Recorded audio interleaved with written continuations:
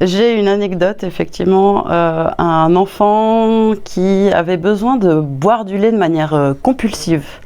Mais il se serait fâché avec tout le monde s'il n'avait pas sa dose. C'était assez impressionnant et le fait de rééquilibrer le lait et notamment aussi la caséomorphine. Déjà en fin de séance, c'est comme si il avait changé de visage déjà. Et apparemment le lendemain matin, il a pris son bol de lait comme d'habitude, mais il était beaucoup plus calme vis-à-vis de ça. Et pour lui, le lait avait plus le même goût.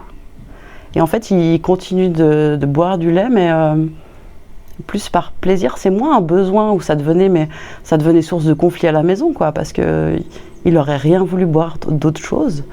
Et apparemment, oui, ça l'a beaucoup calmé, mais déjà le soir même, quoi. Donc c'est assez bluffant. D'un besoin compulsif, c'est devenu un choix. Et ça, je trouve chouette qu'on puisse choisir plutôt que d'être dépendant de ce qu'on doit faire. Donc là, ça m'avait assez frappée parce que c'était vraiment dans les premières consultations en plus. Donc ouais, j'ai été émerveillée de voir ce qui pouvait se passer, quoi. Et c'est le lait que tu avais rééquilibré ou d'autres choses? Il y avait eu les œufs avant, parce que c'est un enfant qui est beaucoup allergique.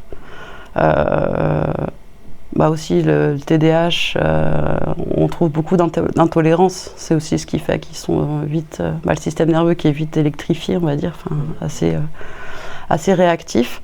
Donc il y avait les œufs, mais il n'y avait pas grand-chose dans les œufs. Mais par contre, dans le lait, effectivement, il y avait beaucoup d'émotions, Il y a eu un déménagement quand il avait 1 mois et demi. Il y a eu beaucoup de changements. Dans une vie d'adulte, c'était assez anecdotique, mais je me dis que dans un début de vie d'enfant, je pense que il a peut-être eu besoin d'être beaucoup rassuré, puis qu'il n'avait pas, en tout cas pour lui, pas eu assez. Et puis, il y avait pratiquement tous les composants du lait qui étaient. Il y avait la vitamine B après, et puis les sucres. Et puis après, il avait beaucoup moins d'allergies une fois qu'on avait fini les sucres. J'avais testé au début de voir un peu l'ampleur pour donner un ordre d'idée à la maman.